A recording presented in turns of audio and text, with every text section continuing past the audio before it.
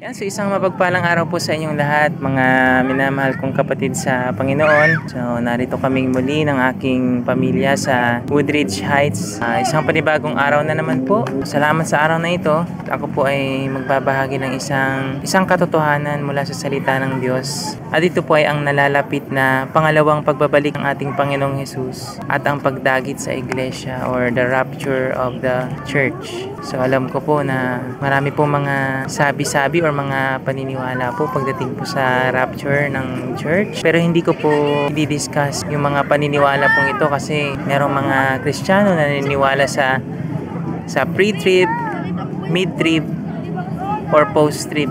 So hindi po ako magdi-discuss ng kahit na alin po sa mga paniniwala pong ito. Ang ibabahagi ko po sa video pong ito ay walang iba po kundi galing po mismo straight from the Bible po tayo. Kasi wala po tayong ibang sandigan ng ating pananampalataya kundi ang Biblia. Amen po. So, magbukas po tayo ng ating mga Biblia po sa 1 Thessalonians chapter 4 verses 13 to 17. So, hawak ko po ngayon ang Bible ko dahil itong notes ko ay hindi ko na nilagay lahat para makatipid sa ink na rin, para na rin makasave sa papel. Ano po? Basahin ko po dito sa English. Brothers and sisters, we do not want you to be uninformed about those who sleep in death, so that you do not grieve like the rest of mankind who have no hope. For we believe that Jesus died and rose again, and so we believe that God will bring with Jesus those who have fallen asleep in Him. According to the Lord's word, we tell you that we who are still alive, who are left until the coming of the Lord, will certainly not precede those who have fallen asleep. For the Lord Himself will come down from heaven with a loud command, with the voice of the archangel, and with the trumpet call of God. And the dead in Christ will rise first. After that,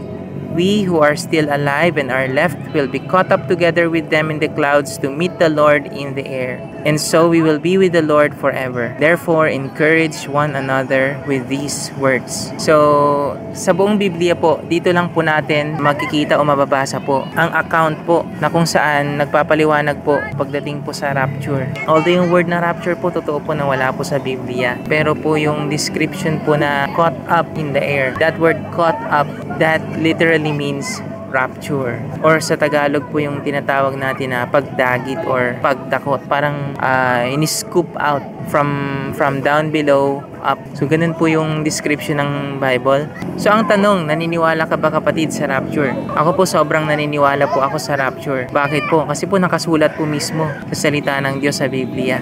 Ang prinsipyo ko po simula po nang ako ay naging Kristiyano, kapag hindi ko po nakita sa Biblia ang anumang turo na naririnig ko, hindi ko po tinatanggap po yun. Or kapag hindi align sa Biblia ang naririnig kong mga turo or mga mensahe, hindi ko po tinatanggap po yun. Or kapag hindi pa po ako sigurado sa mga katuruan na naririnig ko at sa tingin ko naman ay matatagpuan sa Biblia, masusi ko po munang pinag-aaralan, pinapanalangin, sabi ng Espiritu na turuan niya ako, bigyan niya ako ng pangunawa sa mga bagay na pong ito na patungkol sa salita ng Diyos. Kasi po mahirap na po sa panahon natin ngayon, marami pong mga bulaang tagapagturo or false teachers. Maging noon pa man nang naisulat po ang Biblia ay binalaan na po tayo. Marami pong mga scriptures po, Bible verses po na nagsasabi na beware of false teachers and false prophet, dahil sila po yung maglilipana sa mga huling araw po bago dumating ang Panginoong Jesus. So again po, ang ating topic po today is the very soon second coming of Jesus, or ang nalalapit na pangalawang pagbabalik ni Jesus at ang pagdagit sa iglesia. So bago po ako magpatuloy mga kapatid, ako po ay lubusang naniniwala po na ang rapture po at ang pagbabalik po ng Panginoong Jesus or yung second coming ni Jesus po at yung pag-rapture sa iglesia or sa church, sa body of Christ po, ito po ay sabay na mangyayari po. Amen po. Ayaw daw ni Apostle Paul na hindi natin malaman po yung bagay na ito patungkol sa rapture. Patungkol po doon sa mga namatay na sumampalataya sa Panginoong Jesus. Na sabi diyan, wag daw po tayong malulungkot doon sa mga namatay ng sumampalataya sa Panginoong Jesus dahil sila lamang daw po ay natutulog lamang.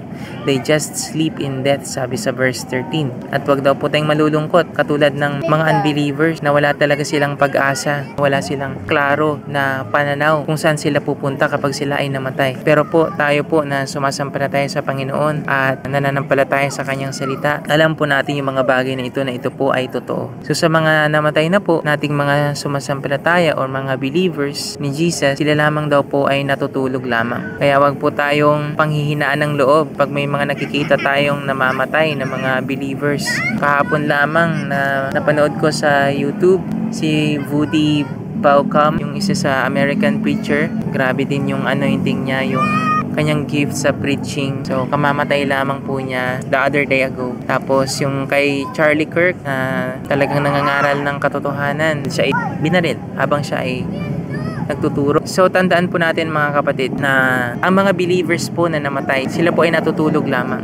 Pagdating po ni Jesus, tayo po na naniniwala na si Jesus ay namatay at muling nabuhay, ganito rin po ang mangyayari po sa lahat ng mga believers na namatay na. Though tayo ay mamamatay sooner or later, hindi natin alam kung bukas nandito pa tayo sa mundong ibabaw na to. If you are a believer, kapatid, kahit na mamatay ka, you are sure na mabubuhay kang muli. Pagdating ni Jesus, ikaw ay bibigyan niya ng bagong katawan. Katawang hindi na mamamatay at katawang handa na pumasok sa kaharian ng Diyos sa buhay na walang hanggan sa langit. Amen po. So, sinasabi po dito sa verse 16 na ang Panginoong Hesus daw ay bababa sa langit kasabay ng isang malakas na sigaw ng isang anghel at ng tunog ng trompeta. At kapag nangyari na daw po ito, ang mga namatay na kay Kristo po, sila po ay bubuhayin or sila po ay mabubuhay. At pagkatapos daw po nito, tayo po, kung maabutan pa po natin na buhay pa po tayo sa mga sandaling ito na nabuhay yung mga namatay na sumampalataya kay Jesus, tayo po ay susunod sa kanila. So, ang una pong dadagitin, ang una pong ira-rapture, yung mga namatay na sumampalataya kay Jesus or mga believers. Then, kung buhay pa po tayo sa time na yon, tayo po ay susunod na sa alapaap. So, ano-ano nga ba ang mga senyales or ang mga sign na malapit na ang pagbabalik ng ating Panginoong Hesus or ang second coming ni Jesus at ang rapture or kasabay ang rapture? So, first of all po is yung parable of the 10 virgins sa Matthew chapter 25 verses 1 to 13. Sabi po dyan, at that time, the kingdom of heaven will be like 10 virgins who took their lamps and went out to meet the bridegroom. 5 of them were foolish and 5 were wise. The foolish ones took their lamps but did not take any oil with them. So yung 5 sa mga 10 virgins po na ito, dala nila yung lampara nila pero hindi sila naglagay or nag-refill ng oil or ng langis. The wise ones, however, took oil in jars along with their lamps. Then the bridegroom was a long time in coming and they all became drowsy and fell asleep. So napagod na sila sa kakahintay itong 10 virgins. At midnight, the cry rang out, "Here's the bridegroom, come out to meet him." So, nung hating gabi na po, nakarinig sila ng sigaw, "Narito na ang asawang lalaki, lumabas na kayo at salubungin siya." Then all the virgins woke up and trimmed their lamp.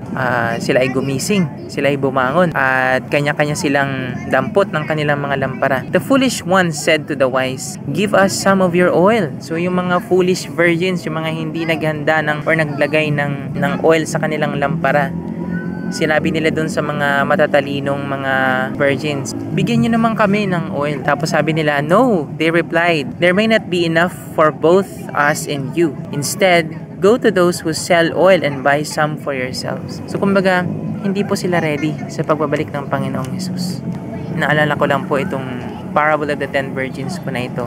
Ito po ay mensahe po para sa iglesia mismo. Wag po tayong tumulad po doon sa mga foolish na virgins na hindi po sila naghanda. Buong akala nila na okay lang na wala kaming oil. Matagal pa naman dumating yung aming bridegroom. Wag po sana tayong madadatnan ng ating Panginoong Hesus na tulad tayo ng mga foolish virgins na hindi po sila handa. Isa po sa katotohanan po na nais ko pong i-share dito is that ang pagbabalik po ni Jesus, the second coming of Jesus Christ, is that wala pong nakakaalam ng eksaktong oras, ng eksaktong araw, ng eksaktong buwan, o maging ng eksaktong taon kung kailan po ang second coming ng Panginoong Hesukristo.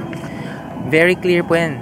All throughout the Bible po, wala po tayong mahahanap or mababasa, makakalkal na kung anumang mga clues or mga hints na magbibigay sa atin ng idea na sa taong ito babalik si Jesus. Just a few days ago or like almost a week ago, merong nag-prophecy na sabi daw babalik daw or ang second coming or ang rapture daw is mangyayari Actually, tapos na po yung date na sinabi niya, September 24 or 25 daw, mangyayari ang rapture.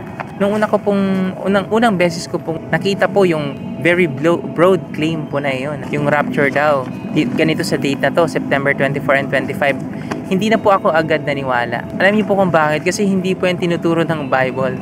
Napakalinaw po na sinasabi ng Bible na ang rapture po or the second coming of Jesus together with the rapture of the church, sabay po siyang mangyayari. Hindi po siya mangyayari hanggat hindi pa po natin nakikita si Antichrist. Kung babasahin po natin yung Book of Revelation at pag-aaralan po natin yung chronological sequence of events po ng mga events po sa Book of Revelation, makikita po natin po doon yung talagang very clear na sequence of events. So sa first few chapters ng Revelation, mababasa natin doon na yung reminder si Jesus sa bawat churches na si Jesus meron siyang mga napupunang mga bagay na kailangang i-repent ng mga churches po na ito. Pagdating po sa chapter 13, mababasa po natin dito yung pagdating ng Antichrist, yung mark of the beast which is 666. Yan. So sa chapter 14 verses 14 to 17, sabi dito, I looked and there before me was a white cloud and seated on the cloud was one like the Son of Man. So exactly the same po dun sa description sa Matthew chapter 24 ni Jesus na pag siya ay bumalik na, nag-appear na siya sa heaven, he will be riding on the clouds. Exactly. And then with a crown of gold on his head and a sharp sickle in his hand. Then another angel came out of the temple and called in a loud voice to him who was sitting on the cloud. So si Jesus po ito, mga kapatid, ano? Ito pong sickle, yung karit po na hawak po ng angel po. Ito yung time po na isi-separate na po ni Jesus yung mga tupa sa mga kambing.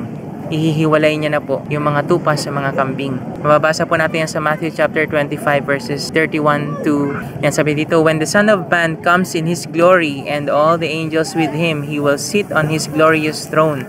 All the nations will be gathered before Him, and He will separate the people one from another as a shepherd separates the sheep from the goats.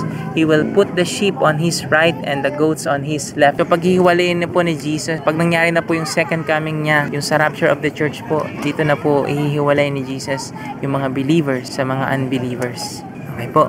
So, this is a call for us po na kung hindi pa po tayo sure sa ating belief o ating faith kay Jesus, dapat pong siguraduhin na natin dahil kapag nangyari na po yung I believe, meron akong nabasa sa Bible na hanggang ngayon pinanghahawakan ko yung the last two final signs po na na-mention po sa 2 Thessalonians chapter 2 ni Paul. Sabi dito, concerning the coming of our Lord Jesus Christ and our being gathered to Him, we ask you, brothers and sisters, not to become easily unsettled or alarmed by the teaching allegedly from us, whether by a prophecy or by word or mouth or by letter, asserting that the day of the Lord has already come. Alam niyo po ba na merong mga ibang mga religious organizations na dinideceive po yung mga tao, making them believe na si Jesus daw ay dumating na hindi na daw dadating si Jesus kasi dumating na siya. Pero this is exactly po the very words of Paul dito po sa 2 Thessalonians chapter 2. Pakinggan niyo po yung verse 3, mga kapatid. Sabi dito, don't let anyone deceive you in any way, for that day will not come until the rebellion occurs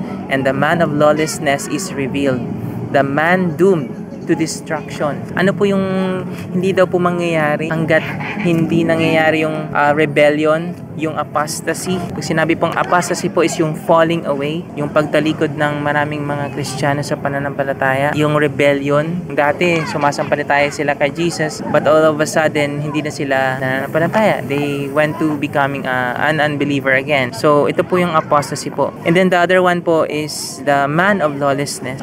Sabi po sa ibang translation, ito pong man of lawlessness po na ito is si Antichrist na po mismo. Ano daw po yung sinasabi dito sa 2 Thessalonians chapter 2 verse 3? Sabi doon, don't let anyone deceive you in any way. Huwag daw po tayong padadaya kahit na kanino man sa kahit anong kaparaanan. For that day, ano po yung that day na tinutukoy dito ni Paul? Balik tayo sa verse 1. Sabi dito, concerning the coming of our Lord Jesus Christ. Ito na po yung second coming ni Jesus Christ and our being gathered to Him. Ito na po yung rapture. Ngayon po, sa hindi ko po maipaliwanag na dahilan po, I think napakarami pong mga Christian churches, Christian denominations ang naniniwala na ang second coming ni Jesus at ang rapture po ay two separate events. Well, napakahirap pong paniwalaan po yan kasi po nakasulat dito po eh. Kaya hindi ko po matatanggap po yung mga katuroan po na gano'n, na ang second coming ni Jesus Christ at yung rapture ay magkaibang pangyayari. So, ang hirap niyang paniwalaan po, ano? Okay, dahil hindi daw po mangyayari yung second coming ni Jesus Christ and our being gathered together hanggat hindi nangyayaring apostasy. I believe nangyayari na po ngayon ang apostasy. Ako po, I'm not claiming na matalino po ako sa nalalaman ko po sa Bible po. Pero po ang pinangahawakan at pinanampalatayahan ko po kung ano pong sinasabi or nakasulat sa Biblia at wala nang iba. Kasi po kung dadagdagan po natin or kung gagawa po tayo ng sarili nating mga opinion or sarili nating haka-haka pagdating sa mga nakasulat na mismo sa Bible, maaari po tayong magkamali. Meron pong Bible verse na nasasabi na, let God be true and all men be liars. Ang Diyos po ay hindi po nagsisinungaling. Tayo po, kapag nag-desire po tayo na parang gusto nating dagdagan kung ano yung nakasulat na sa sinasabi ng salita ng Diyos, baka po matawag tayo ng Lord na we're just lying, di ba? Hindi tayo nagsasabi ng totoo eh. Hindi po ba? Kaya mag-ingat po tayo mga kapatid. Mag-ingat po tayo na huwag tayong madideceive. Yan, sinasabi po dito, let not anyone deceive you in any way. Huwag daw po tayong padadaya kahit kanino man. Dahil ang second coming ni Jesus Christ, kasabay ng pag-rapture sa atin ng Panginoon. Hindi daw po ito mangyayari hanggat hindi nangyayari yung great apostasy and the appearing of the Antichrist. May mga napanood na rin po ako na ibang mga documentaries or videos na nagpapaliwanag po or kung bakit majority po ng mga Christian denominations or Christians all over the world po ay tinatanggap po yung katuruan po na ito po na ang second coming at ang rapture po ay magkaiba dahil gusto po nila na panghawakan po yung pre-trib rapture. Again po, I'm not going to discuss that pero I would just like to give you an idea what that means. Ang ibig pong nilang sabihin ay bago daw po dumating si Antichrist, mararapture na daw po tayo. Yun po yung paniniwala po ng pre-tribulationists. Yung mga naniniwala na bago pa naman dumating si Antichrist, wala na daw po tayo dito. Hindi po yan yung tinuturo dito po, di ba? It's exactly the opposite thing, mga kapatid. Ngayon po, pagdating naman po doon, kasi meron din silang claim eh. Meron ditong sinulat si Paul sa 2 Thessalonians chapter 2 na sabi doon, yung pumipigil kay Antichrist, kung bakit hindi siya lumalabas or hindi pa siya nag-appear. Kasi may pumipigil. Ngayon, kapag natanggal na daw po ito, ang Antichrist na daw po ay marirelease na. Pero po kasi, kung i-insert natin or ipipilit natin yung, although hindi naman nakaspecify na nakasulat dito na the one who holds it back will continue to do so till he is taken out of the way. Ito pong mga naniniwala sa pre-tribulation rapture, sila po yung naniniwala na ito pong pumipigil sa secret power of the lawlessness is the church. Mga believers, sinasabi nila na kapag na-rapture na daw or taken out of the way na daw po yung iglesia or believers, then the lawless one will be revealed. Sabi sa verse 8, whom the Lord Jesus will overthrow with the breath of His mouth and destroy by the splendor of His coming. Okay, so mahirap pong magbigay ng isang parang final thought about something na hindi naman in-specify clearly sa Bible. In my own humble opinion po, when comes to this, yung pumipigil po, I think this is the Holy Spirit. Kasi po kung naaalala nyo po, yung sinulat po sa John chapter 16, in my opinion po, that is the Holy Spirit po. I 100% disagree po with the opinion na yung church po yun. Kasi nga, pagbalik sa verse 3, sabi po doon, concerning the coming of our Lord Jesus Christ and our being gathered together, second coming ni Jesus Christ at yung final assembly natin with Jesus sa air, sa sky. Sabi po doon, do not let anyone deceive you because it will not happen unless the man of lawlessness, the apostasy, already happened. So, kailangan mangyari po muna yun. So, hindi natin talaga pwedeng masabi or maklaim na yung church po yun, yung pumipigil na yun. At kapag natanggal na yun is, saka, dadating or lilitaw si Antichrist. Kasi nga yung gathering together natin, it will happen right after the Antichrist appears. Mga kapatid, I would highly suggest for you to study this deeply, mga kapatid. In my own humble opinion po, sabi sa John chapter 16, verse 7, but very, very truly I tell you, it is for your good that I am going away, sabi ni Jesus. Unless I go away, the advocate or the Holy Spirit will not come to you. But if I go, I will send him, yung Holy Spirit. He will prove the world to be in the wrong about sin. So, sabi ni Jesus, si Jesus, kung hindi siya pupunta sa langit, paparoon sa langit, hindi kayo magkakaroon ng Holy Spirit. You will not be filled by the Holy Spirit. But if I go there, sabi ni Jesus, then the Holy Spirit will come to you. So, parang naisip ko lang ngayon po, praise God sa wisdom ng Panginoon. Parang naisip ko lang na, para siyang parang vice versa siya. So, sabi ni Jesus, hindi mapapasa inyo ang Holy Spirit. So, andito yung Holy Spirit, sa taas, kunyari. Yan si Jesus. Hanggat nandito si Jesus, kasama natin, sabi niya sa mga disciples, ang Holy Spirit, hindi mapapasa inyo. Pero kapag umakyat si Jesus sa langit, then the Holy Spirit will come down and will fill you. So parang ganun din po yung sinabi sa 2 Thessalonians chapter 2 po, sabi doon, the coming of the lawless one is being, parang siyang pinipigilan. So, in my humble opinion po, this is the Holy Spirit. Holy Spirit po yung pumipigil po dito po. Sa kasi pagdating ni Jesus Christ, yung Holy Spirit, ililift yung restraining power ng Holy Spirit. The restraining power will be lifted up. Then Jesus will come. Grabe po. Ngayon lang po ito pumasok na wisdom po na ito, sa totoo lang mga kapatid. In my many years of parang contemplating on this message, ngayon lang binigay ng Lord. So I really praise the Lord for that. Hindi ko po napaghandaan. This is unscripted. Kung mababasa niyo po yung script ko dito, this is not in the script. And then, kung mapapansin niyo po, blanco po yung sa likod. Ito lang po. Kumbaga lang siya, outline lang po talaga siya. Yung outline lang po yung nilagay ko dito. So mga kapatid, it is with great joy, ako po'y nagagalak sa mga sandali pong ito na maintindihan fully yung bagay pong ito. Tanggapin po natin ang katotohanan na ito. Mahirap man pong nguyain katotohanan po na ito mga kapatid, na yes po, kung tayo po ay buhay pa sa pagdating ni Antichrist mga kapatid, we have no other choice but to endure. We have to prepare ourselves mga kapatid, dahil sa time natin ngayon. Just last week, may nabasa po akong post. Sabi doon, si Bill Gates, by the year 2032, mawawala na daw po lahat ng mga smartphones, and instead, mapapalitan na ng mga barcode na ilalagay sa foreheads and on the right hand. Maganda po tayo mga kapatid. Kung sobrang tagal nyo na po mga kapatid na naniniwala sa bagay na ito, na ang rapture can happen at any moment before the coming of Antichrist. Ito po ay deception mga kapatid. Ito po ay pandaraya. This is unbiblical. And I would believe na kung hindi siya galing sa Bible, hindi at napakaraming tao ang naniniwala dito sa bagay na ito, na ang rapture ay mangyayari bago dumating si Antichrist. And tamang sinasabi sa Bible, sabi doon, in the last days, sabi doon sa 1 Timothy chapter 4 verse 1. Isa pa sa prophecy po na sinulat ni Paul kay Timothy. Sahin po natin. The Spirit clearly says that in the later times, some will abandon the faith and follow deceiving spirits and things taught by demons.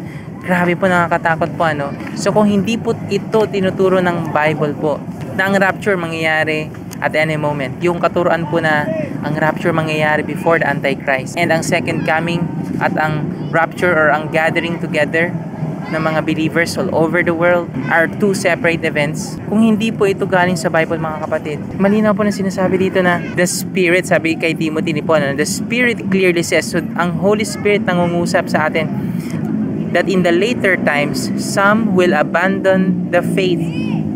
Some will abandon the faith.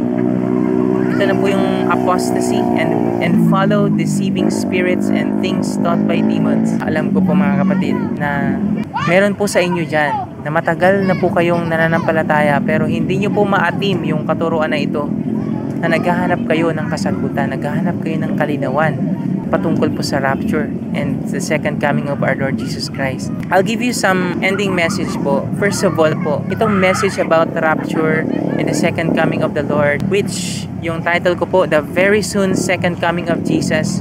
Bakit po very soon? Kasi po yung mga signs, sabi sa Matthew 24, there will be earthquakes in various places, lindol kung saan-saan, famines, mga salot. Ang hinihintay na lamang po nating sinyalis mga kapatid, isang paglitaw ni Antichrist. And yet po, pag lumitaw na po si Antichrist mga kapatid, wala pa rin po nakakaalam anong eksaktong araw, ng oras, taon. Hindi natin alam kung kailan talaga lilitaw si Antichrist. This is a call to endurance. This is a call of God for us to prepare. For us to prepare ourselves na talagang ibigay talaga natin ng buo yung buhay natin sa Panginoon. At wag na nating hahayaan na lumipas ang bawat araw nang tayo ay hindi lumalago sa ating pananampalataya at hindi natin natututunan yung mga katotohanan ito mula sa salita ng Diyos. Mga kapatid, kung babasahin niyo po yung Book of Revelation, sabi doon, pag lumitaw na si Antichrist, lahat po ng mga believers, we will be greatly persecuted. Kung buhay pa po tayo sa time na yun, mga kapatid, we will be greatly persecuted. Hahabulin tayo ni Antichrist. And sabi doon, di ba, kapag nakita nyo na, doon sabi ni Jesus sa abomination of desolation ba yun? Sa Matthew 24, when you see this, you run to... Ayoko magkamali. So, babasahin na lang natin sa Matthew 24. So, when you see standing in the holy place the abomination that causes desolation, spoken of through the prophet Daniel, let the reader understand. Then let those who are in Judea flee to the mountains. Pag nakita na natin na nakaluklok na sa templo ng Diyos, sa third temple, si Antichrist, mga kapatid, that is the final sign. Kasi pag nakaluklok na siya, sabi sa Revelation chapter, sabi doon, kapag dumating si Antichrist, he will impose the whole world to accept the mark, which is the mark of the beast, which is 666, mga kapatid. At ito po ay ilalagay sa forehead, sa noo, or sa kanang kamay. At sino man daw po ang tumanggap po nito, sila po ay tatanggap ng galit at puot ng Diyos na ibubuhos niya ng buong lakas, mga kapatid. I believe this message po is also a message to call us not to be afraid, to call us not to be anxious about these things na na-prophesy na long time ago, long before we were born. Ito pong prophecies na ito na nakasulat sa Bible, ito po'y talagang mangyayari. Ito'y parang sa time natin ngayon, parang yung nangyayari sa Bible, para siyang movie. Para siyang movie na nakikita na natin na nangyayari pa isa-isa yung mga nakasulat sa Bible. Huwag po tayong matatakot dahil pangako po ng Diyos na siya'y kasama natin. Emmanuel, remember mga kapatid, God is with us. Pag naabutan man natin yung panahon ng paghahari ni Antichrist sa mundo, mga kapatid, manatili tayong matatag, matapat hanggang wakas. Huwag tayong maduduwag. Sabi dun sa Revelation 21 verse 8, yung unang-unang matatapon sa dagat-dagatang apoy ay yung mga duwag, yung cowardly po, mga kapatid. Yung mga duwag, hindi sila lumaban sa kanilang pananampalataya. Naduwag sila, natakot sila, nadaig sila ng takot. Kasi po, nakasulat sa Bible, pag dumating si Antichrist, you can not buy or sell. Kumbaga, yung buhay mo na normal ngayon, na nakakapagtrabaho ka, kumikita ka, na nabibili mo yung mga pangangailangan mo, it will all of a sudden cease to exist. Wala na, mawawalan na tayo ng trabaho, mawawalan na tayo ng hanap buhay, hindi na tayo makakabili ng kahit tubig sa tindahan without that mark.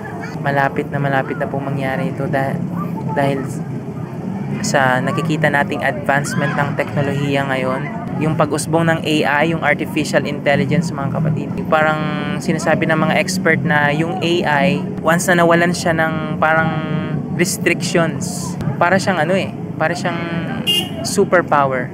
Parang magiging superpower yung AI na kaya niyang makontrol. Meron ako napanood na mga videos na tinatanong nila mismo yung ChatGPT kung meron silang kinalaman sa end times, kung meron silang kinalaman sa Antichrist. And then, alam niyo po yung sagot ng AI? Base sa napanood ko po, ang sagot ng AI is, yes, meron silang connection. At meron silang, ang goal ng AI is to control. Yeah, to control. Di po ba yun yung nakasulat sa Biblia na pagdating ni Antichrist, kukontrolin niya ang buong sanlibutan. Dahil gusto ni Satanas na talagang pigain talaga tayo. Talagang i-test tayo to the max. Kaya mga kapatid, this is a call not to be afraid, not to fear, not to be anxious, but to pray. Manalangin po tayo mga kapatid. At patibayin po natin, palakasin natin yung bawat isa. Na wag po tayong mahihila, wag tayong madideceive, wag tayong madadaya ng kahit anuman. So yun lang po mga kapatid. Maraming salamat sa inyong pakikinig, sa inyong oras. Kahit na medyo mahaba itong video ay pinagtiyagaan niyong pakinggan. Nawa may napulot po kayong kayamanan mula sa salita ng Diyos. Alam niyo po, simula nang basahin ko ang Biblia, simula nang nabuksan po ang aking isipan, ang aking mga mata na matagal na nabulag ng kaaway dahil sa kasalanan. Simula nang basahin ko po ito, naging parang parte na ng buhay ko ang salita ng Diyos, at parang sa bawat pagkilos ko, parang nagiging guide ko siya, nagiging gabay ko siya sa lahat ng mga ginagawa ko, lahat ng mga connections ko, relasyon, sa lahat ng mga pinapagawa ng Lord sa buhay ko. So yun lang ho mga kapatid. Nandito kami ng aking may bahay ng aking asawa sa magandang parke na to. Hanggang dito na lang po ang mensaheng ito mga kapatid. And I believe yung aking mga anak, ayun, nakikipaglaro na po doon sa mga bago nilang kaibigan. Nay, meron na silang kaibigan doon, no? Nay. So, at ang oras po, wala akong oras. Anong oras na, Nay?